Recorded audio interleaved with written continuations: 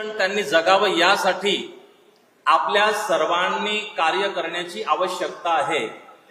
कारण आपण जर आत्मचिंतन केलं तर चारही बाजूंनी हिंदुत्वावर आपले हे तरुण व्यसनी व्हावेत, परिवारापासून दूर जावेत यासाठी प्रयत्न होत आहे. मी खूप प्रसन्नता व्यक्त करतो आयोजनाच्या मार्फत सर्व संत महात्मा सर्व संप्रदायांच्या माध्यमातून आपल्या मंचावर या पवित्र अशा व्यासपीठावर आपल्या या महाराष्ट्राचे यशस्वी पूर्व मुख्यमंत्री आणि वर्तमान उपमुख्यमंत्री, आपल्या सर्वांचे आवडते, ज्यांना आपल्याला सर्वांना आशीर्वाद द्यायला आवडतं, असे आपल्या सर्वांचं लाडकं व्यक्तिमत्व, ज्यांना आपण देवा भाऊ म्हणून स्वीकारलंय आणि भावाप्रमाणे ते सगळ्यांच्या पाठीशी उभे आहेत, असे श्रद्धेय देवेंद्र फडणवीस साहेब या ठिकाणी उपस्थित झालेत. एकदा टाळी वाजवून आपण सर्वांनी आपल्या या यशस्वी उपमुख्यमंत्र्यांना आशीर्वाद देऊया, शुभकामना देऊया, त्यांना पाठबळ देऊया, त्यांच्यासाठी शुभेच्छा व्यक्त करूया की तुम आगे बढ़ो. असं ढिलं ढलक थोडी ना होणार आहे. आपण आलोय इथे 2 दिवस, आपण त्यांना शब्द देऊया कि देवेंद्र जी तुम आगे बढ़ो, देवेंद्र जी तुम आगे बढ़ो.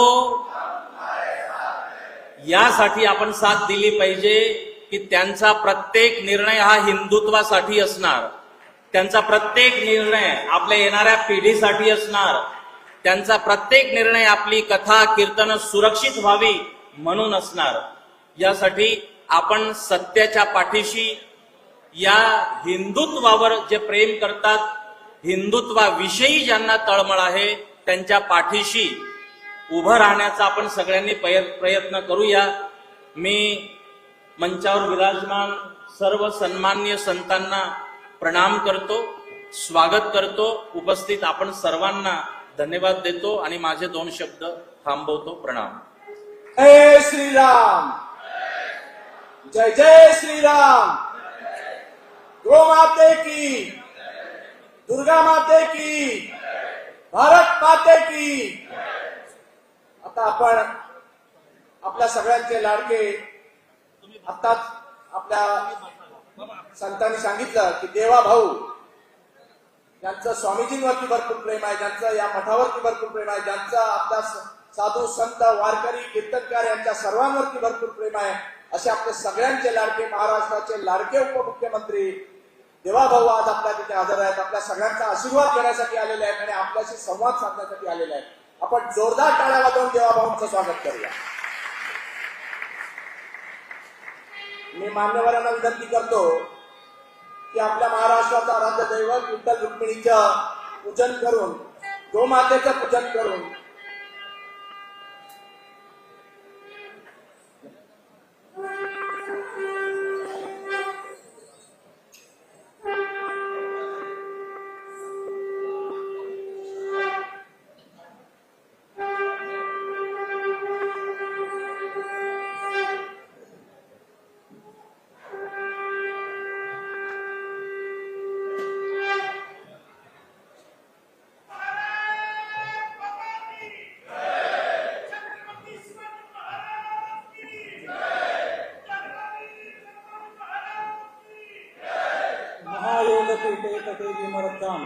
वरम पुंडरीकाय दातुं मुनीन्द्रैः समागत्य तिष्ठन्तमानन्द कंदं परब्रह्मलिंगं भजे पांडुरंगं. पुंडली गौरधार विठ्ठल श्री ज्ञानदेव तुकाराम. पंढरीनाथ भगवान की जय. रुक्मिणी माता की जय.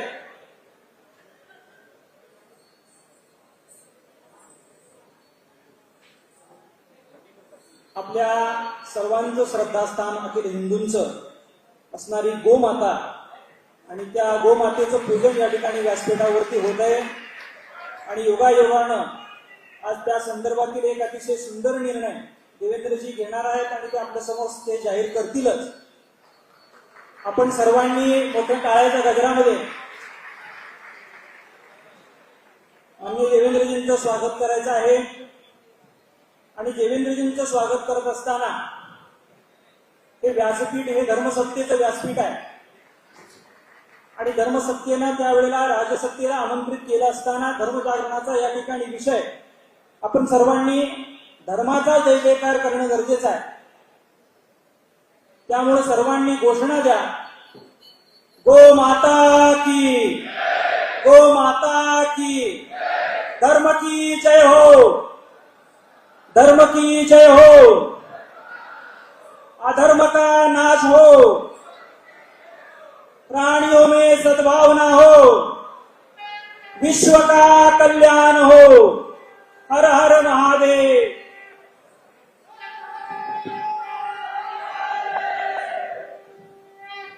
मी साधू संत महंत वारकरी कीर्तनकार धर्माचार्य मठाधिपती या सगळ्यांच्या उपस्थितीत आज या आपल्या लाडक्या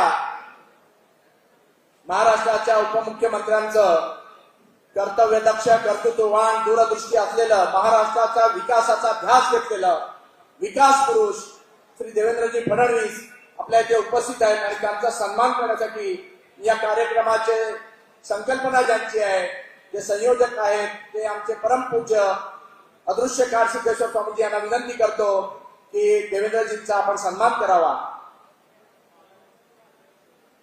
सगळ्यात महत्वाची अलौकिक असा सन्मान आताच स्वामीजींनी त्यांचा केला आहे की आजपर्यंत प्रमुख पाहुण्यांना आपण काहीतरी स्मृतिचिन्ह देऊन सन्मान करतो, परंतु या वेळेला देवेंद्रजींना पुंगनूर नावाची एक छान सुंदरशी गोमाता भेट देऊन स्वामीजींनी त्यांचा सन्मान केला आहे.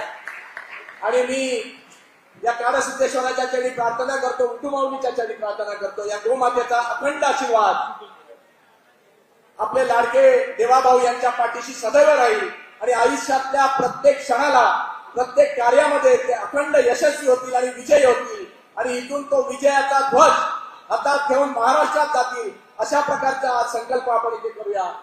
मी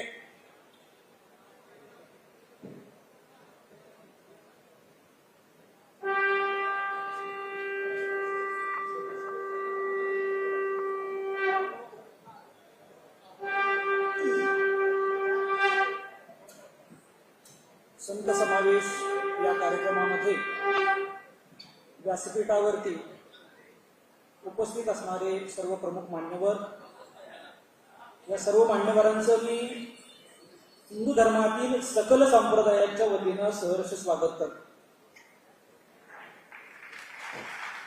आपल्या हिंदू धर्माचे प्रमुख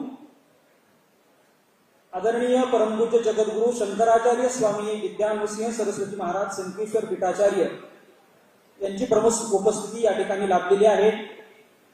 यानंतर या राज्याचे कर्तृत्व संपन्न आणि चारित्र्य संपन्न उपमुख्यमंत्री माननीय देवेंद्रजी फडणवीस आज आपल्याला प्रमुख पाहुणे म्हणून या कार्यक्रमाकरता लाभलेले आहेत.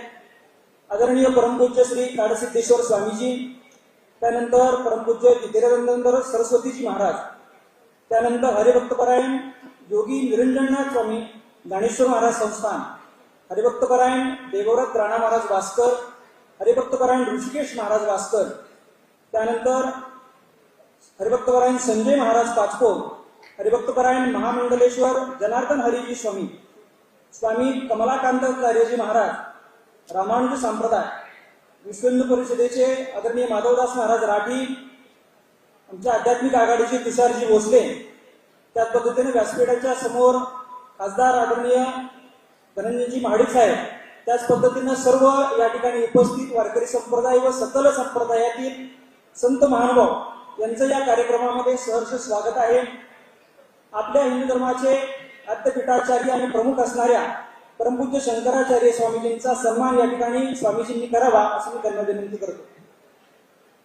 आता यांचं पूजन या ठिकाणी सर्वप्रथम होईल.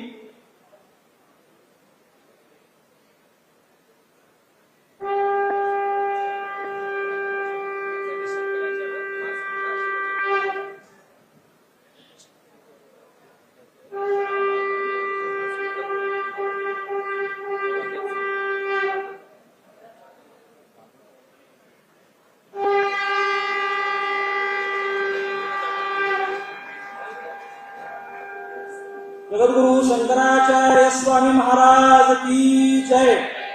कुंडली गौरधारी विठ्ठल श्री ज्ञानदेव तुकाराम. यानंतर नुकताच त्यांना ज्ञानोबा तुकाराम पुरस्कार प्राप्त झाला. असे आदरणीय संजय महाराज पाचपोर यांचा सन्मान राणा महाराज भास्कर यांनी करावा अशी मी त्यांना विनंती करतो.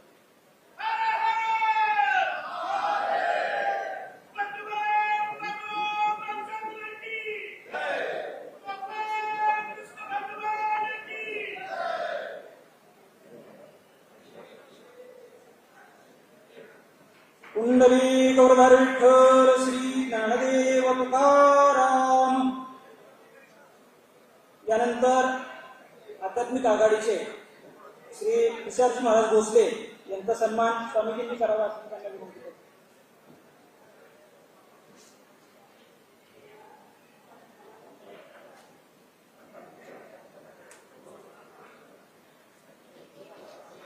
कुंडली गौरधारी विठ्ठल श्री ज्ञानदेव तुकाराम. यानंतर आदरणीय हरिभक्तपरायण लक्ष्मण महाराज चव्हाण यांचा सन्मान योगी निरंजनाथ स्वामी यांनी करावा अशी मी त्यांना विनंती करतो.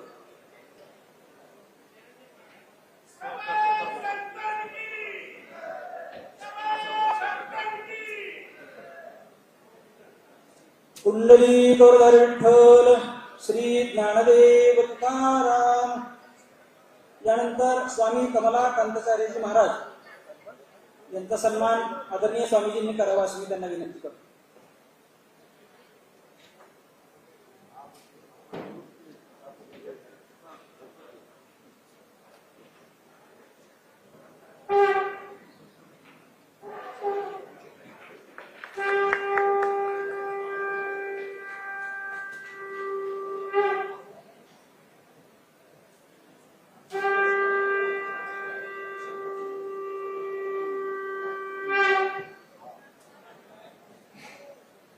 सत्कार समारंभ या ठिकाणी संपन्न झालेला आहे.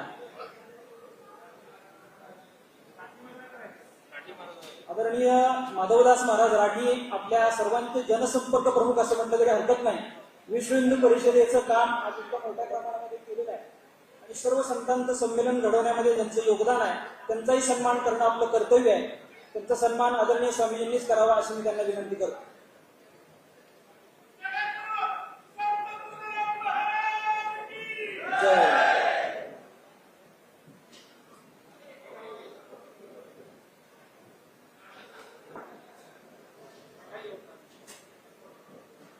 आदरणीय राठी महाराजांचा सन्मान करण्यासाठी स्वतः देवेंद्रजी पुढे आलेले आहेत. संतांचा सन्मान करण्यासाठी स्वतःहून पुढे येणं हे चारित्र्य संपन्न राज्यकर्त्यांचं लक्षण आहे. याच पद्धतीनं आज आपण सर्वजण या ठिकाणी या करवीर नगरीमध्ये आणि कण्हेरी मठाच्या पावनभूमीवरती जो सगळेजण जमलेलो आहोत, संत समावेश असं या कार्यक्रमाचं नाव आहे. संत समावेश हा कार्यक्रम घेण्याच्या पाठीमागचा उद्देश काय आहे, का आपण इथे जमलेलो आहोत. अनेकांच्या मनामध्ये अनेक गोष्टी असतात. कुणाला वाटेल पुढे विधानसभेच्या निवडणुका आहेत, कुणाला वाटेल आणखी काही गोष्टी आहेत. मात्र संतांचं मार्गदर्शन आणि या ठिकाणी धर्माचं काम हे निरंतर चालणार आहे. ज्याला आजच्या भाषेमध्ये आपण 24/7 असं म्हणतो, त्या भाषेमध्ये आमच्या संतांचं धर्मपरिवर्तनाचं या ठिकाणी धर्मरक्षणाचं काम चालू असतं. आणि याच्या संदर्भातलं समोर धर्माच्या वर येणारी संकट याचा विचार विनिमय एकत्र करून कुठंतरी बसणं गरजेचं आहे. आज आपल्या धर्मावरती, हिंदू धर्मावरती अनेक संकट येऊन ठेपलेली आहेत. त्यातल्या महत्वाच्या 2 प्रश्नांची कुठेतरी उकल व्हावी या दृष्टीने आजचा संत समावेश आहे. कारण आपण एकत्र येतो, मात्र असं बऱ्याच वेळा बोललं जातं की एकत्र येतो, कार्यक्रम करतो, परंतु कुठल्या कन्क्लुजन पर्यंत येत नाही. मराठीमध्ये सांगायचं झालं तर कन्क्लुजन पर्यंत येत नाही, काय करायचं याच्यानंतर. तर आपल्या पुढे महत्वाचे 2 प्रश्न या ठिकाणी आपल्यासमोर आज वासून उभा आहे. ते म्हणजे हिंदुत्वावर आपल्या करधारिणींचे होणारे आघात, आणि त्याच वेळी त्यातून दुसरा प्रश्न झालेला आहे निर्माण, म्हणजे जाती जातीमध्ये विभागत चाललेला आपला हिंदू धर्म तो थांबवण्यासाठी आपल्याला काय करायचं. एकीकडे परधर्मीयांची आघात आहे आणि आपण विभागात चाललेलो आहोत. हे एकत्र येणं काळाची गरज आहे. हे केवळ एका राजकीय सत्तेसाठी नव्हे तर आपला धर्म जिवंत ठेवण्यासाठी, भारत हे भविष्यामध्ये हिंदू राष्ट्र घडवण्यासाठी हे गरजेचं आहे. मग आज काय होतं की समाजामध्ये प्रत्येक जातीची आंदोलन होता. मग त्या जातींना काहीतरी खुश करण्यासाठी घोषणा राजसत्तेला नाईलाजाने कराव्या लागतात. मात्र आज मी या ठिकाणी विश्वासाने एक गोष्ट सांगू इच्छितो. भगवान पंढररायाच्या आणि सर्व संतांच्या समुदायाच्या साक्षीने एक गोष्ट मी आवर्जून सांगतो की तुम्ही या महाराष्ट्रातले सर्व भक्ती संप्रदाय फक्त हाताशी धरा. भक्ती संप्रदाय हाताशी धरल्यानंतर बाकीच्या कुठल्याही वेगळ्या गोष्टीची काही करण्याची आवश्यकता नाही. कारण ज्ञानोबारांनी स्पष्ट आणि स्वच्छ भाषेत सांगितलंय, म्हणून जाणतेने गुरुभक्तीचे तेने कृतकार्य होईजे, जैसे मूळ सिंचन सहजे शाखा पल्लव संतोषती. असा एकही भक्ती संप्रदाय नाही. वारकरी संप्रदाय असू द्या, समर्थ संप्रदाय असू द्या, आनंद संप्रदाय असू द्या, आमच्या चक्रवर्ती स्वामींचा त्या ठिकाणी संप्रदाय असू द्या, प्रत्येक संप्रदायामध्ये प्रत्येक समाजाची माणसं आहेत.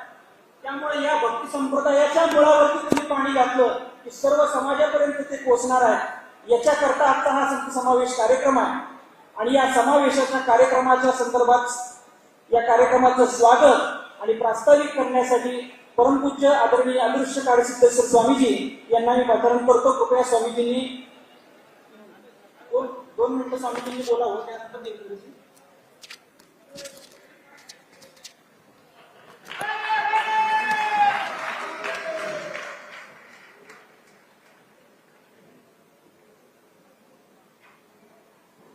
कार्यक्रमाच्या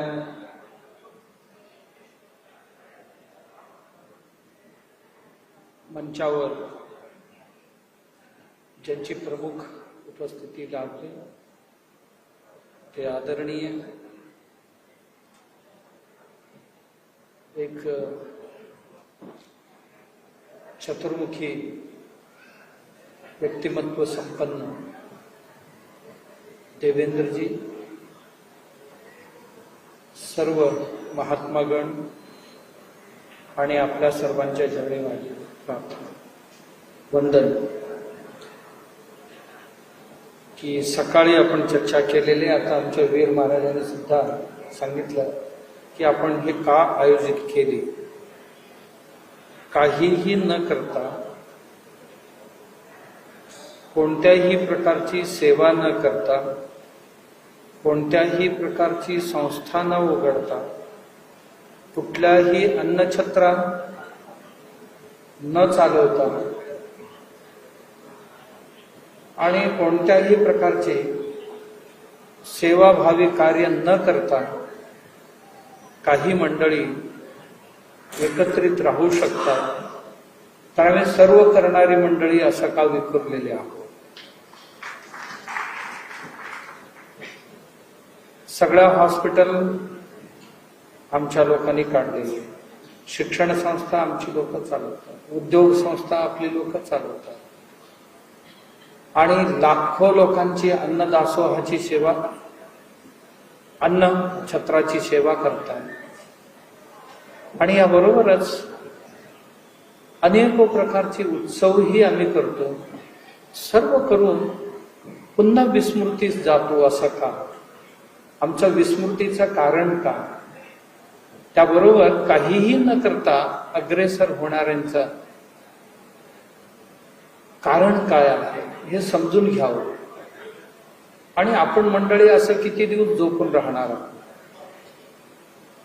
आणि जळ आता दारातच येऊन पोचते तरी सुद्धा आम्ही डोळे उघडत नाही. तर असं का होतो? कारण आमची परिवार तुटत चालले, लहान लहान मुलं मुली पळून जात आहेत आणि रडत आम्ही मागे फिरतो. आणि मगाशीच विषय प्रतिपादन करण्यात आला, आमची छोटीची आधी संसार छोटी झाले, त्यात हम दो हमारे एक, हम 5 हमारे 25 एका बाजूला, हम दो हमारे एक असताना त्या एक बाळासाठी नवरा बायको दोघेही कोर्टात. आम्ही कुठे कमी पडतो धर्माचार्य म्हणून. याबरोबरच आता सर्वांनी सांगितले की आमच्या भावाभावांमध्ये संघर्ष का, समाजामध्ये संघर्ष का, याचं उत्तर शोधण्याकरता आणि याचबरोबर या सर्व समस्यांचं बीज ज्यांनी पेरलं, या सगळी समस्यांना जे खत पाणी घालून समाज आणि घरं तोडण्याचे प्रयत्न करतात, त्या लोकांच्या बाबतीत आपण सावध होणार आहोत की नाही, की आम्ही काय असेच पाहतच. आता आमच्यात परिस्थिती अशी झाली की आमच्यात महात्मा लोकांमध्ये हिंदू शब्द उच्चारायला सुद्धा आम्ही कचरतो. कधी कधी भारतीय शब्द वापरतो, पण हिंदू शब्द वापरायला आम्हाला भीती वाटते. आणि एवढंच नाही, अन्य लोक आपल्या संस्कृतीच्या दर्शन प्रदर्शनासाठी कचरत नसताना आम्ही टिळा लावायला सुद्धा कचरतो. आम्ही आमच्या वस्त्र नेसायला सुद्धा लाजतो आणि आमची उत्सवांमध्ये सुद्धा सहभागी होण्याकरता जरासा मागे पुढे पाहतो. आम्ही किती भारी आहोत. म्हणजे देवाधर्मापासून लांब राहणं म्हणजेच उत्तम माणसांची लक्षणं अशा पद्धतीने आमच्या डोक्यात घातली गेली.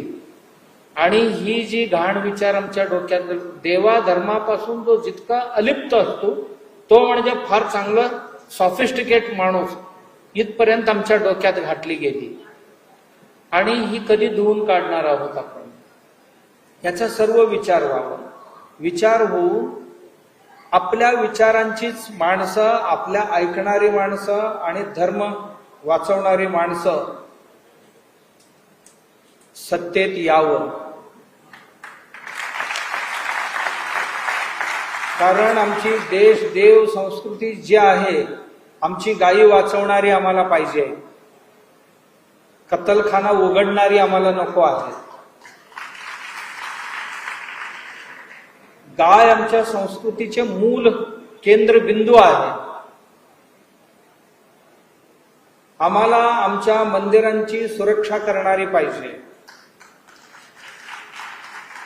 आम्हाला आमच्या सण उत्सवांची संरक्षण करणारी मंडळी पाहिजे आहे. आम्हाला आमच्या आध्यात्मिक कार्यामध्ये बाधा न आणणारी लोक पाहिजे आहेत.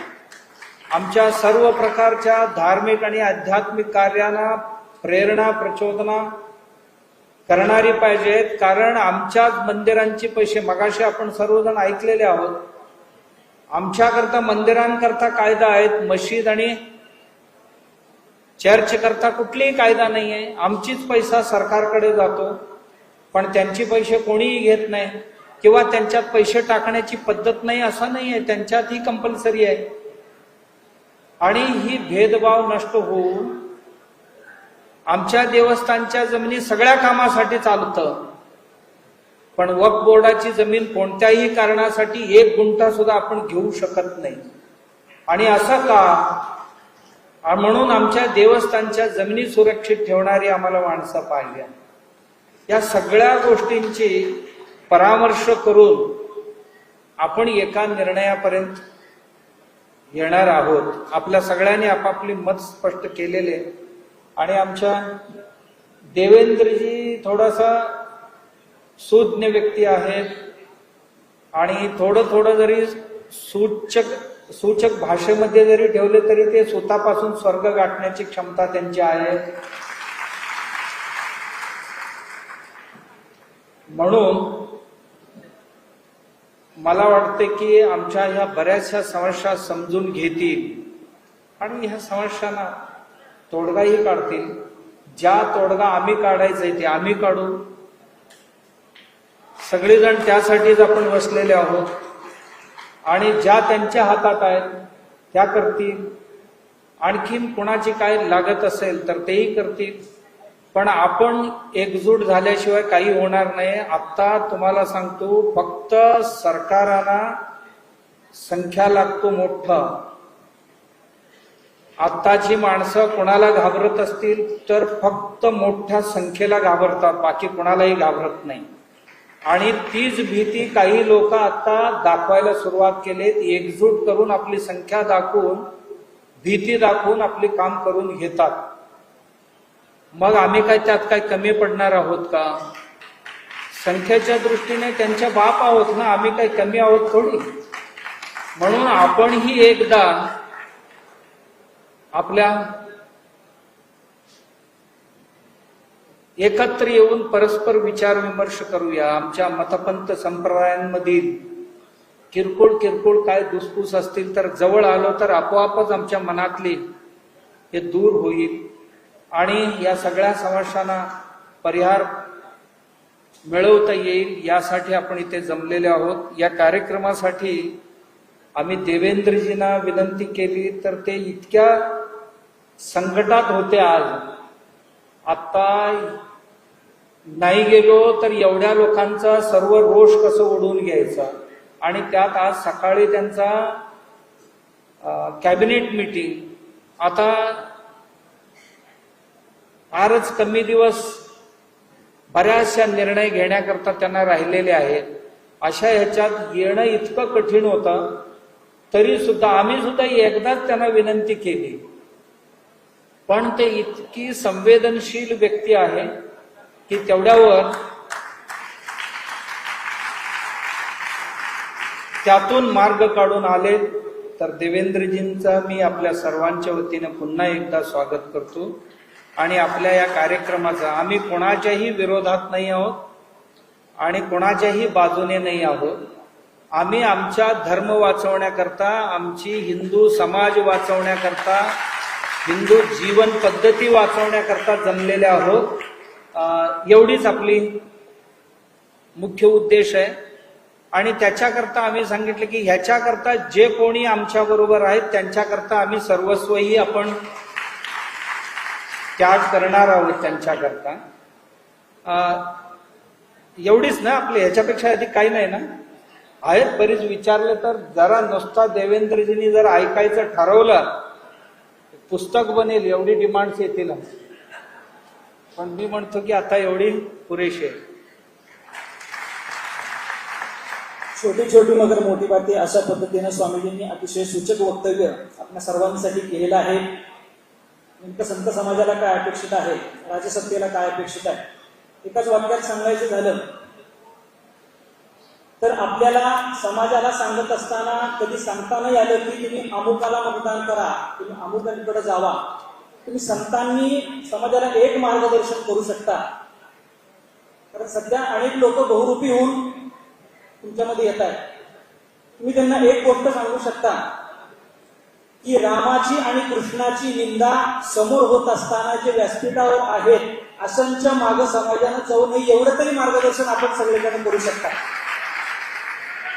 आणि हे नेमकं काय समाजामध्ये चाललेलं आहे, समाजामध्ये किती हिंसक गोष्टी पसरवल्या जात आहेत या संदर्भातलं थोडंसं मार्गदर्शन आपल्या सगळ्यांना असावं म्हणून काही मार्मिक पुस्तकांचं प्रकाशन या ठिकाणी होतंय. देवेंद्रजी आणि सर्व उपस्थित मान्यवर आदरणीय शंकराचार्यजी महाराज स्वामीजी या सर्वांना विनंती आहे की या मार्गदर्शक पुस्तकांचं आपण या ठिकाणी विमोचन करावं. या ठिकाणी आपल्या पंढरीच्या वारीमध्ये निर्मलता स्वच्छता राहिली पाहिजे याच्याकरता निर्मल वारी अभियान पथदर्शी सेवेची दशकपूर्ती शैलेश घाटपांनी यांनी लिहिलेले हे पुस्तक आहे. त्यानंतर विकसित महाराष्ट्र प्राध्यापक डॉक्टर अतुलजी सराफ यांनी लिहिलेलं हे पुस्तक आहे. त्यानंतर वक्फ बोर्ड जे भारताला इस्लामिक स्टेट करणारा घातक कायदा आहे त्याच्या संदर्भात नेमके काय मुद्दे आहेत हे थोडक्यात समजून सांगणारी छोटीशी पुस्तिका आहे. ॲडव्होकेट आशिष जाधव यांनी लिहिलेली आहे. आणि नेमकं एक गट्टा मतदानातून आपण काय धडा घ्यायचा आहे अतिशय सूचक मार्गदर्शन करणारी अशी ही पुस्तिका आहे. आपण सरकारांनी संग्रहित ठेवली तर समाजाला सूचक पद्धतीनं संदेश देऊन आपण या ठिकाणी मार्गदर्शन करू शकता, समाजाच्या मनाचं परिवर्तन करू शकता आणि संत तेथे विवेका हे आपण या ठिकाणी सिद्ध करू शकता अशीच आपल्या सर्वांच्या चरणी विनंती आहे.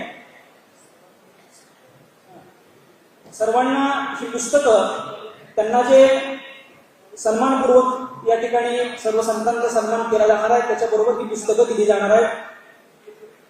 आणि यानंतर आता आपल्याला आजच्या कार्यक्रमाचे प्रमुख पाहुणे आदरणीय देवेंद्रजींचे विचार आपल्याला ऐकायचे आहेत. स्वामीजींनी सांगितलं देवेंद्रजी किती संवेदनशील आहेत. देवेंद्रजी इतके संवेदनशील आहेत. आज पंढररायजी यांनी त्यांनी पूजन केलं या ठिकाणी. देवेंद्रजी मुख्यमंत्री असताना आम्ही सर्वजण कधीही देवेंद्रजींचा परिचय नाही, भेट घ्यायला फक्त एक दिवस आधी ठरवला आणि गेलो. विषय होता पंढररायाचे नित्योपचार अचानक नाशिकच्या आधी बंद करण्यात आले होते. देवेंद्रजींनी विचारलं काय अडचण आहे. असं आहे देवेंद्रजींचा तात्काळ आदेश त्या मिनिटाला तरी त्यांच्याकडून फॅक्स केला कलेक्टरला की पांडुरंगाची नित्योपचार चालू करा. आषाढीच्या अगोदर पांडुरंगाची एकदा प्रक्षापूजा त्यावेळेला झाली. असे संवेदनशील मनाचे देवेंद्रजी आज आपल्या सर्वांचं संबोधन करण्यासाठी मार्गदर्शन करण्यासाठी आलेले आहेत. त्यांनी सर्वांना या ठिकाणी प्रबोधन करावं अशी मी त्यांना विनंती करतो.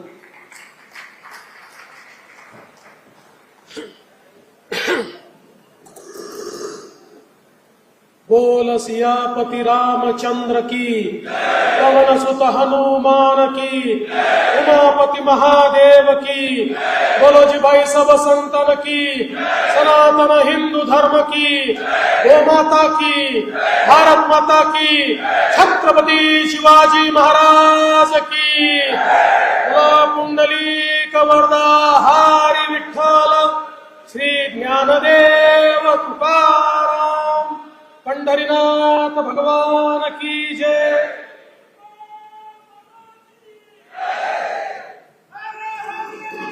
महादेव. आज अतिशय आनंदाची गोष्ट आहे की कणेरी मठामध्ये संत समावेश होतोय आणि त्यानिमित्ताने आपल्याला आशीर्वाद देण्याकरता उपस्थित झालेले परमपूजनीय जगद्गुरु शंकराचार्य स्वामी विद्या नृसिंह भारती महाराज, ज्यांनी कणेरी मठाच्या माध्यमातून केवळ वाणीतून नाही तर कृतीतूनही संदेश दिला आणि अनेकांची जीवन बदलली, असे परमपूजनीय अदृश्य काळसिद्धेश्वर स्वामीजी, इथले विश्वस्त उदय सावंतजी, मंचावर उपस्थित परमपूजनीय योगी निरंजननाथ महाराज, हबप देवव्रत राणा महाराज भास्कर, हबप ऋषिकेश महाराज भास्कर, हबप जितेंद्रनानंद सरस्वतीजी, हबप जनार्दन हरिजी महाराज, हबप संजय महाराज पाचपोर, हबप स्वामी कमलकांतजी महाराज, हबप माधवदास महाराज राठी, हबप प्रकाश महाराज जवंजा, उपाचार्य आपले या ठिकाणी उपस्थित सर्व मान्यवर आचार्य तुषार भोसलेजी, हबप अक्षय महाराज भोसले, खासदार धनंजय महाडिकजी, श्री अमल महाडिक, श्री राहुल आवाडे, सर्वच मी असं म्हणेल सकल हिंदू समाजातून विविध संप्रदायातून या ठिकाणी आलेले सर्व संतगण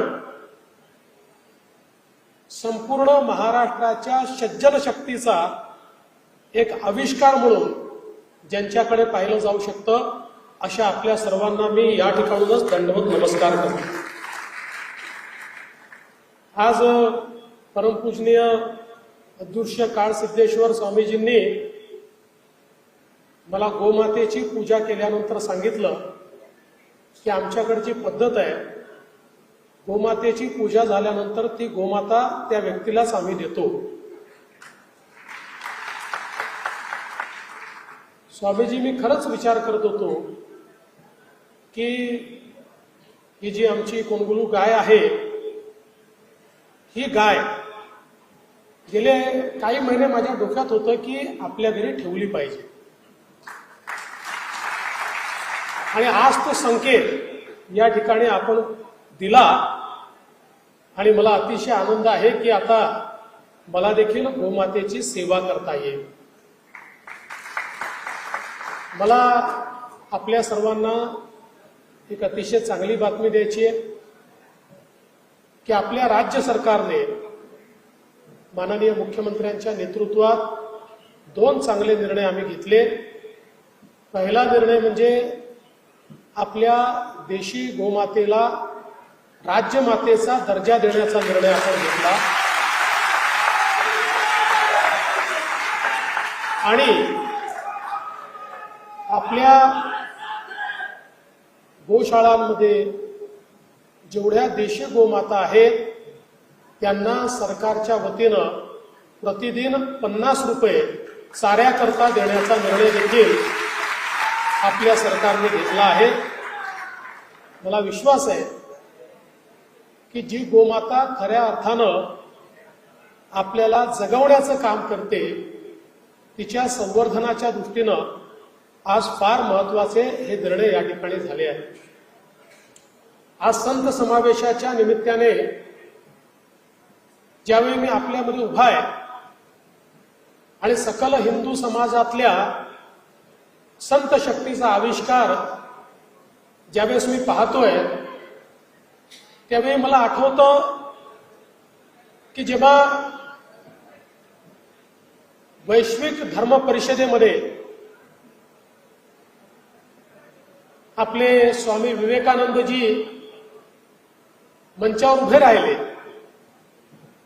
खरं म्हणजे शिकागोची धर्म परिषद होती, वेगवेगळ्या धर्माचे लोक होते आणि त्यांनी आपापला धर्म कसा महान आहे आणि तो इतरांपेक्षा कसा चांगला आहे आणि कसा तोच धर्म हा जगाचं कल्याण करू शकतो अशा प्रकारची त्या ठिकाणी आपली भाषणं दिली.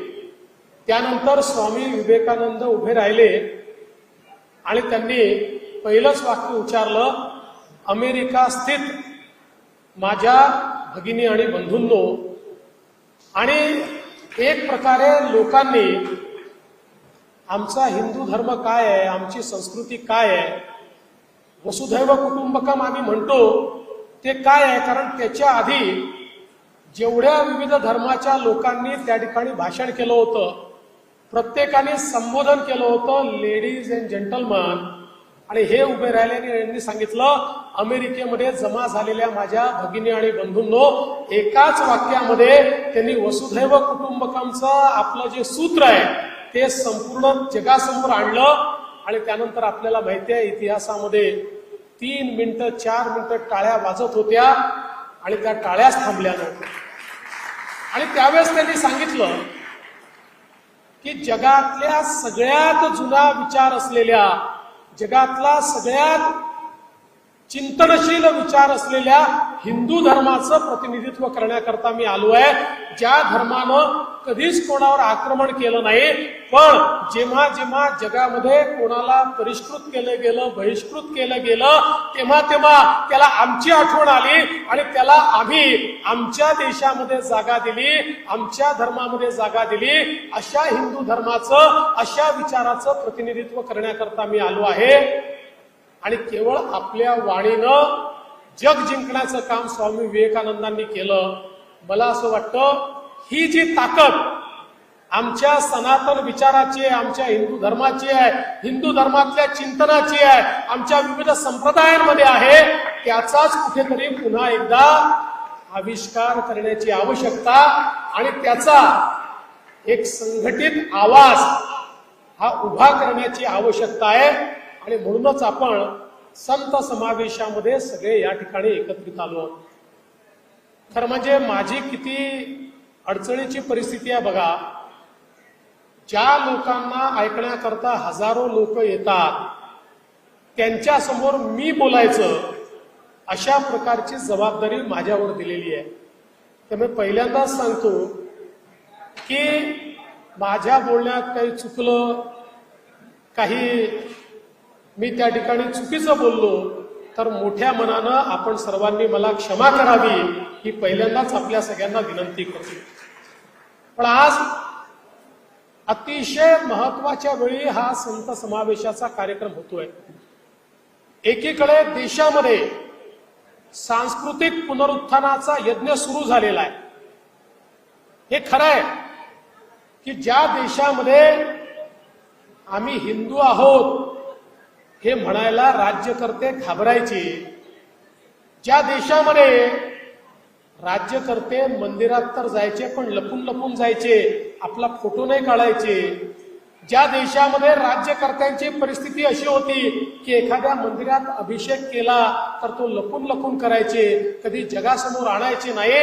आज सांस्कृतिक पुनरुत्थानामध्ये देशाचे पंतप्रधान नरेंद्र मोदीजी ज्यावेळेस ठामपणे मंदिरात जातात, त्या ठिकाणी पूजा करतात, अभिषेक करतात आणि त्याचं लाईव्ह टेलिकास्ट होतं. त्याचा परिणाम असा होतो, कालपर्यंत मंदिरापासून दूर पळणारे राहुल गांधीही आता मंदिरामध्ये जायला लागले आहेत. हा त्याचा परिणाम आपल्याला पाहायला मिळतो. आज बघा, खरं म्हणजे तुमची संघटित ताकद काय आहे. जसं या महाराष्ट्रामध्ये लोकसभेच्या निवडणुकीनंतर आमच्या हिंदू समाजातली जागृती सुरू झाली आणि सर्व संतांना वाटलं काहीतरी चुकतंय, आपल्यावर आघात होतोय, म्हणून संत एकत्रित व्हायला लागले. हा काही राजकीय मंच नाही आहे, पण तरी देखील आपल्या लक्षात आणून देतो की 50 वर्षाच्या राजकारणानंतर माननीय पवार साहेबांनी पण आध्यात्मिक आघाडी सुरू केली. ही ताकद तुमची आहे, ही आमची नाही आहे.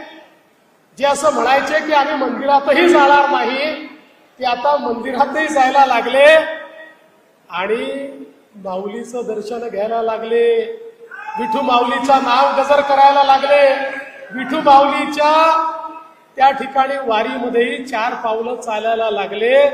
हा परिणाम तुमच्या संघटित शक्तीचा आहे. पण एक गोष्ट लक्षात घेतली पाहिजे की ज्यावेळी अशा प्रकारचा सांस्कृतिक पुनर्जागर होतो, ज्यावेळी 500 वर्षाच्या लढ्यानंतर राम मंदिराची निर्मिती होते, त्यावेळी जगातल्या हिंदू समाजाला त्या ठिकाणी आनंद होतो. पण काही लोक असे देखील आहेत की ज्यांना त्याचं दुःख देखील होतं. ज्यावेळी काशी विश्वनाथाच्या मंदिरामध्ये एक नवीन अशा प्रकारची व्यवस्था तयार होते की ज्या मंदिरात जात असताना आम्हाला दुःख व्हायचं की रे विश्वनाथाच्या मंदिरात जातोय आणि एवढ्याशा गल्लीतनं जावं लागायचं, एका मशिदीसमोरून जावं लागायचं, जिथनं जायचो तिथे जाणीवपूर्वक एक मूत्रालय होतं, त्याच्या समोरून जावं लागायचं आणि अक्षरशः चोरी करून म्हणजे चोरासारखं आम्हाला आमच्या काशी विश्वनाथाचं दर्शन घ्यावं लागायचं. आज त्या ठिकाणी 8 मानेनं आम्ही जातोय आणि काशी विश्वनाथाचं दर्शन घेतोय. हा बदल आपल्याला पाहायला मिळतो. खरं म्हणजे आपण जर बघितलं तर आता हळूहळू आमचं जे मुख्य मंदिर आहे, ज्ञानवापीच्या खालचं मंदिर, तेही मंदिर आता हळूहळू पुढे यायला लागलेलं आहे आणि मला विश्वास आहे की तिथेही पूजा अर्चना सुरू झालेली आहे. हा जो काही सगळं सांस्कृतिक पुनरुत्थान आहे, हा जो काही बदल आहे, या देशामध्ये पुन्हा एकदा आमच्या संत संस्कृतीचं महिमा मंडन सुरू झालेलं आहे. कारण आपण एक काळ असा बघितला की जाणीवपूर्वक समाजामध्ये संत शक्तीला बदनाम कसं करता येईल अशा प्रकारे काही लोकांनी प्रयत्न केले, बदनामी करण्याचा प्रयत्न केला. अगदी सिनेमात सुद्धा त्या ठिकाणी एखादा साधू, एखादा संत असा दाखवायचा की जो भामटेगिरी करतोय आणि त्यातनं समाजामध्ये जो काही संत शक्तीवर विश्वास आहे, हा विश्वास कसा कमी होईल याचंही षडयंत्र आपल्याला पाहायला मिळालं. आपण एक लक्षात ठेवा, हे सगळं का होतं. या देशाचा इतिहास जर आम्ही बघितला, हजारो वर्षाच्या इतिहासामध्ये जेव्हा जेव्हा आमचा धर्म, आमचा सनातन धर्म, आमचा हिंदू धर्म, आमचा वैदिक धर्म, आमचे सगळे संप्रदाय, जेव्हा जेव्हा आमचा धर्म आणि आमचा विचार कमजोर झाला, तेव्हा तेव्हा आम्ही गुलामीमध्ये गेलो. आणि जेव्हा जेव्हा आमचा विचार मजबूत होता, त्यावेळी या राष्ट्राला परमवैभवावर नेण्याचं काम आम्ही केलं.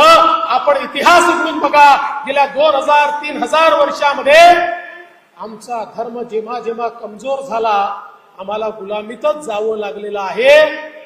आणि खऱ्या अर्थानं जेव्हा जेव्हा आम्ही गुलामीत गेलो, तेव्हा तेव्हा आमच्या धर्मचार्यांनी, आमच्या साधू संतांनी त्यावेळी देशाची कमान हातामध्ये घेतली आणि संपूर्ण देशामध्ये एक जागृती उभी केली. आणि देव, देश आणि धर्माकरता त्या ठिकाणी सामान्य माणसामध्ये प्राण फुकण्याचं काम हे आमच्या धर्माचार्यांनी केलं. आणि पुन्हा एकदा धर्मध्वजा स्थापित करण्याचं काम आज या ठिकाणी झालेलं आपण बघितलं. छत्रपती शिवरायांनी आम्हाला जर देव, देश आणि धर्माकरता लढायला शिकवलं नसतं तर आजही आम्ही पारतंत्र्यात खितपत पडलो असतो. आमच्या वारकरी संप्रदायाने 800 वर्षाची वारीची परंपरा ही जर त्या ठिकाणी आक्रमण सुरू असताना बंद केली असती तर कदाचित आमच्या पिढ्यांना वारी काय असते हे कधीच समजलं नसतं. आणि म्हणून हे महत्वाचं आहे की आपले संस्कार आणि संस्कृती ही ज्या वेळी आम्ही विसरलो, ज्या वेळी आमचा समाज कमजोर झाला, त्यावेळी आम्ही पारतंत्र्यामध्ये गेलो आणि आज तेच षडयंत्र सुरू झालेलं आहे. आपण बघा, सांस्कृतिक पुनरुत्थान सुरू झालं, त्यासोबत भारत विकसित राष्ट्राकडे पुढे चालायला लागला. हळूहळू एकेका देशाला आपण मागे टाकायला लागलो. जगातली 5वी मोठी अर्थव्यवस्था झालो, आता जगातली 3री मोठी अर्थव्यवस्था होतोय. ज्या ब्रिटिशांनी आपल्यावर 250 वर्ष राज्य केलं, त्यांच्याही पुढे आता आपण चाललो गेलो. ही सगळी परिस्थिती तुम्हाला आणि मला सुखावं आहे, पण जगाला सुखावं नाहीये. जगातल्या अनेक देशांना आता असं वाटतं की हा जो भारत आहे, ज्या वेगानं पुढे चाललेला आहे, हा भारत पुन्हा एकदा त्या प्राचीन भारतासारखा जगातला सगळ्यात मोठा देश, सगळ्यात उत्तम देश, सगळ्यात प्रगतिशील देश, सगळ्यात श्रीमंत देश अशा प्रकारे या देशाची वाटचाल चालली आहे. आणि म्हणून याच वेळी जर या देशाला आपण रोखलं तरच आपण या देशाला थांबवू शकू. आणि या देशाची ताकद काय आहे? या देशाची ताकद या देशात राहणारा हिंदू समाज आहे, या देशात राहणारा विचार आहे, या देशातली सनातन संस्कृती आहे. जी आपण खिळखिळी केली तर निश्चितपणे या देशाची प्रगती आपण थांबवू शकतो. आणि म्हणून एक प्रकारचं जागतिक षडयंत्र आपल्याला देशामध्ये पाहायला मिळत आहे. अनेक अशा प्रकारचे संघटना सुरू झाल्या. या संघटनांना मोठ्या प्रमाणात पैसा मिळायला लागला. ज्या संघटना त्या ठिकाणी नास्तिकतेकडे आम्हाला नेऊ इच्छितात, ज्या संघटना आमच्या विविध संप्रदायांच्या संदर्भात लोकांच्या मनामध्ये संभ्रम तयार करतात, चुकीचे प्रश्न उभे करतात, चुकीच्या पद्धतीनं इंटरप्रिटेशन करतात, चुकीच्या पद्धतीनं त्या ठिकाणी आमच्याबद्दल चित्र निर्माण करतात. आणि अशा लोकांना एक प्रकारचा राजश्रय देखील अनेक लोकांनी देणं सुरू केलंय. कारण त्यांना असं वाटतं हिंदू समाज एकत्रित झाला तर हा समाज त्यांच्या पाठीशी उभा राहतो. जे खऱ्या अर्थानं हिंदुत्व त्या ठिकाणी मांडतात, जे हिंदुत्व मांडताना लाजत नाही, जे हिंदुत्व मांडताना त्या ठिकाणी प्रखरतेनं मांडतात, अशा लोकांच्या पाठीशी समाज उभा राहतो. आणि म्हणून या समाजात भेदाभेद उभा करा अशा प्रकारचं षडयंत्र आज आपल्याला होताना दिसत आहे. दुसरीकडे जी काय आक्रमण आपण पाहतोय, एक काळ असा होता 10 वर्षापूर्वी जेव्हा लव जिहाद बद्दल बोललं जायचं तर आम्हाला देखील असं वाटायचं एखादी घटना आहे, ही काही जाणीवपूर्वक चाललेलं षडयंत्र नाहीये. पण आज पाहतोय 1 लाखापेक्षा जास्त तक्रारी आहेत, 1 लाखापेक्षा जास्त, की ज्या ठिकाणी हिंदू समाजातल्या मुलींना फूस लावून त्या ठिकाणी पळवून देऊन लग्न केलं.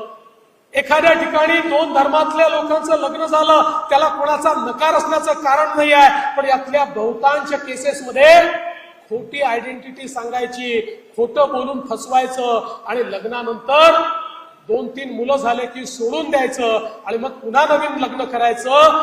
अशा प्रकारे जे वाचतात हे लोक कुठल्या प्रेमातनं वागत नाहीयेत, हे ठरवून करतायत, हे षडयंत्र आहे, हे लव जिहाद आहे की ज्याच्या माध्यमातून आमच्या समाजातल्या मुलींना या ठिकाणी नासवण्याचं फसवण्याचं काम चाललेलं आहे. आज आपण पाहतोय या निवडणुकीमध्ये आपण बघितलं कशा प्रकारे वोट जिहाद आपल्याला पाहायला मिळाला. वोट जिहाद काय अर्थ आहे वोट जिहादचा? वोट जिहादचा अर्थ आहे, एकच साधं उदाहरण सांगतो.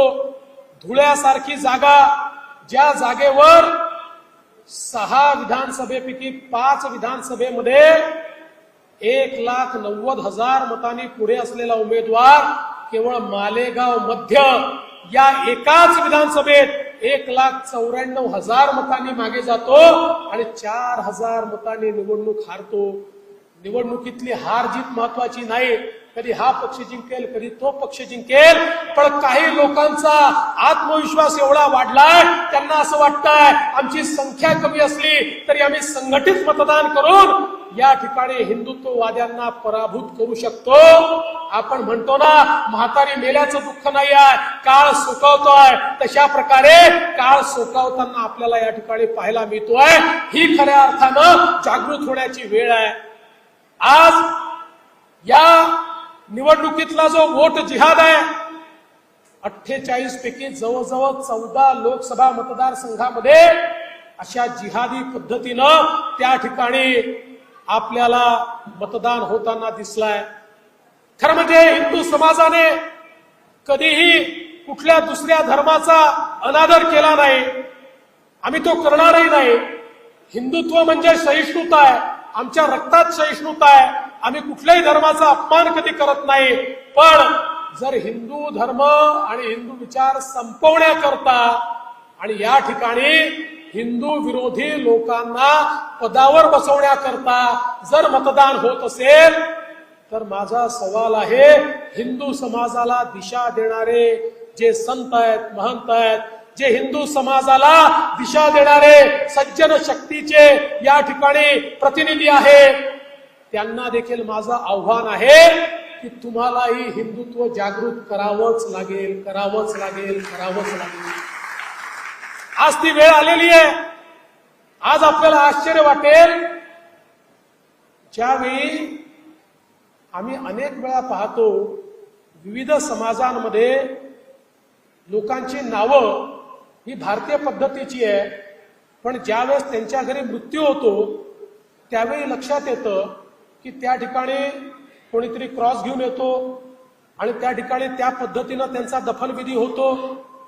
आज एक मोठं संकट असं आहे की कदाचित संख्या आपल्याला लोकसंख्येमध्ये कमी दिसते आहे, पण छुप्या पद्धतीनं इतक्या मोठ्या प्रमाणात हे धर्मांतरणाचं काम चाललेलं आहे. आणि एखाद्या व्यक्तीने कुठला धर्म कुठला विचार घ्यावा हे त्याला स्वातंत्र्य आहे, पण अशा प्रकारे लाचलुचपत लालूच देऊन जर इतक्या मोठ्या प्रमाणात धर्म परिवर्तन होत असेल तर तुम्हाला आणि आम्हाला देखील जागृत होऊन आपल्या धर्माची आपल्या विचारांची रक्षा करावी लागेल. आज दुर्दैवाने अनेक ठिकाणी आपल्याला पाहायला मिळत आहे एखाद्या धर्माबद्दल आपल्या मनात आकस नाही आहे, पण जर एखाद्या ठिकाणी हिंदू समाज हा मायनॉरिटीमध्ये गेल्यानंतर राष्ट्रविरोधी कारवाया त्या ठिकाणी चालू होत असतील तर उद्या विचार करा, ज्या संख्येनं आमची संख्या कमी होते आणि इतरांची संख्या वाढते, ही संख्या 25%, 30%, 35% पोहोचल्यानंतर तुम्ही आणि आम्ही जगू शकू का? तुम्ही आणि आम्ही आपल्या धर्माचा अवलंब करू शकू का? तुम्ही आणि आम्ही आपले संस्कार आणि संस्कृती सांगू शकू का? याचा विचार देखील आज या निमित्ताने आपल्याला करावा लागेल. अशा प्रकारची अवस्था आहे. आणि म्हणून मी आपल्याला एवढीच विनंती करण्याकरता आलो आहे, आमचे ही जी संस्कृती आहे, आमचा जो धर्म आहे, खरं म्हणजे भारतीय सभ्यता जगातली सगळ्यात जुनी सभ्यता आहे. जगामध्ये ज्यांना जुनी सभ्यता म्हणतात त्याचंही वय 4,000 4,500 वर्ष आहे, त्याच्यापेक्षा जास्त नाही आहे. आणि त्या सभ्यता कंटिन्युअस नाही आहेत, त्या सभ्यता संपलेल्या आहेत, त्या फक्त इतिहासात वाचायला मिळतात. पण आमची भारतीय सभ्यता जगातली सगळ्यात जुनी कंटिन्युअस सिव्हिलायझेशन ऑफ वर्ल्ड असं ज्याचा उल्लेख केला जातो ती म्हणजे आमची भारतीय संस्कृती, आमची भारतीय सभ्यता आहे. आणि याचे अनेक पुरावे आहेत. आपण पाहतो सरस्वती नदी, या सरस्वती नदीचं वर्णन हे आपल्याला वेदांमध्ये पाहायला मिळतं. त्या संदर्भात जेव्हा संशोधन झालं त्यावेळी सरस्वती नदीचं जे स्वरूप त्या ठिकाणी आपल्या सॅटेलाइटच्या माध्यमातून त्याचं मॅपिंग केलं, त्याची गणना केली, त्याचं डेटिंग केलं आणि मग वेदांमध्ये ज्या सरस्वती नदीचा त्या ठिकाणी उल्लेख केलेला आहे की त्या स्वरूपात जेव्हा वाहत होती त्या स्वरूपात वाहणारी ही सरस्वती नदी किती जुनी आहे तर वेदांमध्ये उल्लेख केला त्या स्वरूपात ती 9000 वर्षापूर्वी वाहत होती आणि त्याहीपेक्षा कितीतरी लाख वर्ष जुनी ती नदी आहे. त्यामुळे आमची संस्कृती ही जगातल्या संपलेल्या संस्कृतींपेक्षा कितीतरी हजारो वर्ष जुनी अशा प्रकारची संस्कृती आहे आणि या संस्कृतीला टिकवण्याची जबाबदारी ही आपल्या सगळ्यांवर आहे. या देशामध्ये आपण नेहमी बघितलेलं आहे राजसत्ता आपलं काम करते, पण जेव्हा जेव्हा राजसत्तेने त्या ठिकाणी आपलं काम करण्यापासनं त्या ठिकाणी कुठेतरी ते बाजूला झाले, योग्य प्रकारे आपलं काम केलं नाही, त्यावेळी धर्मसत्तेने राजसत्तेला त्या ठिकाणी जागा दाखवलेली आहे, मार्ग दाखवलेला आहे आणि त्या मार्गावर चालण्याकरता प्रेरित देखील केलेला आहे. मला असं वाटतं आज देशामध्ये ज्यावेळी सांस्कृतिक पुनरुत्थान होत आहे, देशामध्ये एक असं सरकार आहे की जे सरकार त्या ठिकाणी सांस्कृतिक पुनरुत्थानाला समोर नेण्याचा प्रयत्न करते आहे. अशा वेळी त्यातनं जे लोक आहत होत आहेत, त्यातनं ज्या लोकांना असं वाटतंय की हे जर असंच पुढे जात राहिलं तर काहीतरी विपरीत घडेल आणि आमचा विचार त्या ठिकाणी मागे जाईल, भारत पुढे जाईल, भारत पुन्हा विश्वगुरू बनेल, अशा प्रकारची भीती त्यांच्या मनात तयार झालेली आहे आणि म्हणून ते पुन्हा एकदा विरोधाकरता संघटित झाले आहे. आपण संघटित झालोय तसे तेही संघटित झाले आहे आणि म्हणून याचा मुकाबला जर करायचा असेल तर संत समावेशामध्ये आज हा जो सज्जन शक्तीचा आविष्कार आहे या आविष्काराला आपलं विश्वरूप दाखवावं लागेल. ज्या प्रकारे प्रभू श्रीकृष्णांनी आपलं विश्वरूप दाखवलं आणि त्यातनं खऱ्या अर्थानं अर्जुनाला हे लक्षात आलं की माझी लढाई नाहीये, ही माझ्या भावांची देखील लढाई नाहीये, ही जी लढाई मी लढतोय ही खरी लढाई ही सत्याची लढाई आहे, सत्याचा विजय होण्याकरता ही लढाई आहे. तशाच प्रकारचं विश्वरूप दर्शन या सज्जन शक्तीला दाखवावं लागेल आणि त्यातनं ही जी सत्याची लढाई आपण सुरू केलेली आहे ती लढाई आपल्याला जिंकावीच लागेल आणि त्याकरता आपल्या सर्वांचा आशीर्वाद हा आमच्या पाठीशी राहावा ही आपल्या सर्वांना मी विनंती करतो.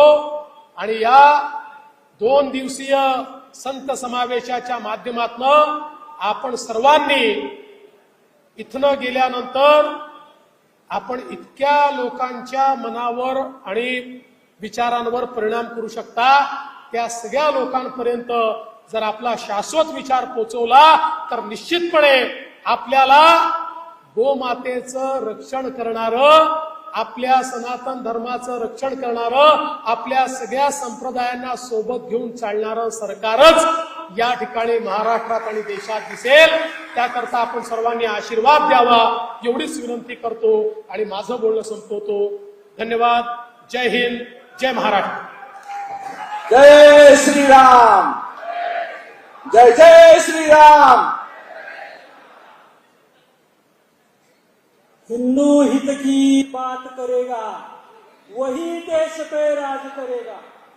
हिंदू हित की बात करेगा वही महाराष्ट्र पे राज्य करेगा. छाती ठोकवून हिंदुत्वाचं समर्थन करणाऱ्या लोकांच्या पाठीमागे आपण राहिलं पाहिजे हे वेगळं सांगण्याची या ठिकाणी आवश्यकता नाही. संत तेथे विवेका हे काम आपल्या सर्वांनी करायचंय आणि रामकृष्णाच्या पाठीमागे जे उभे आहेत त्यांच्या पाठीमागे आपण उभे राहायचंय. या ठिकाणी आपल्या हिंदू धर्माचं उच्च स्थान असणारे परमपूज्य आदरणीय जगद्गुरु शंकराचार्य या ठिकाणी आपल्याला आशीर्वचन देतील. त्यानंतर आभाराचा कार्यक्रम होईल. सर्वांनी कोणीही जागेवरनं उठू नये अशी सर्वांच्या चरणी नम्रतेची विनंती आहे.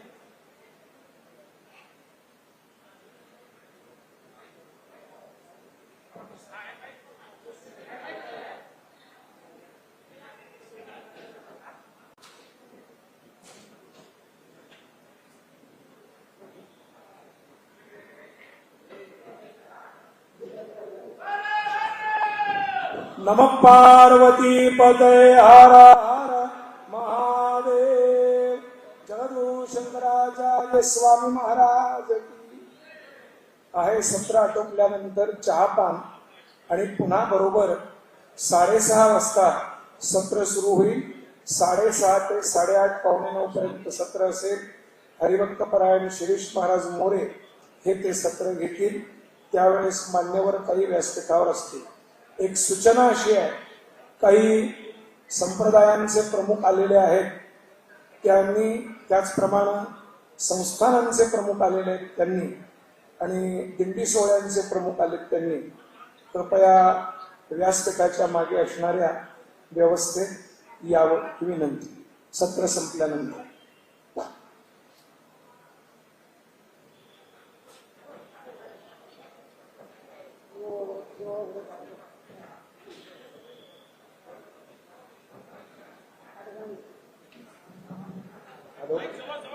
आवाज वाढवा.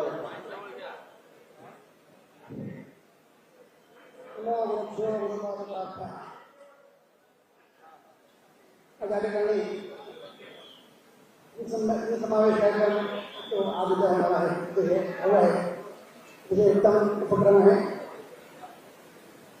त्या निमित्ताने देवांची खटवसेना गोमातेचं दान केलेलं आहे. एक फार मोठी गोष्ट आहे. संगीत होणार गावीच्या अंगामध्ये चतुर्दशी होऊन असतात अशी काय काम केलेली आहे, जेणेकरून त्यांचं जे राजकीय भविष्य आहे ते उत्तर चांगलं हो. किंबहुना कोणत्या काळामध्ये जे होते प्राणनिष्ठ होतील अशी आम्ही जीवाला बदनाम करतो की चांगलं आता चांगलं भावा सगळं. राम मंदिर झालेलं आहे, उद्या ईशा मंदिरही होईल. काय कर्मचारी आहे ते संदर्भात होत आहे. मंदिराच्या ह्याला पूर्णपणे आशीर्वाद आहे. त्यांनी मोठं कार्य करून ठेवावं पण त्यांना आशीर्वाद आहे. नमः पार्वती पते हर हर महादेव. जय धर्म की जय हो. आचार्यांच्या चरणी साष्टांग दंडवत. यानंतर कार्यक्रमाचं आभार आदरणीय देवव्रत उर्फ राणा महाराज वास्कर यांनी करावं अशी मी त्यांना विनंती करतो.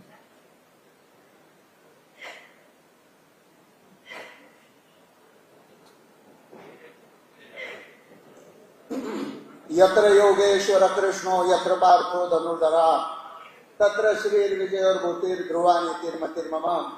आज आपल्या कार्यक्रमाला उपस्थित असणाऱ्या आपल्या सर्वांच्या लाडक्या व्यक्तिमत्वाचं आपण स्वागत केलेलं आहे.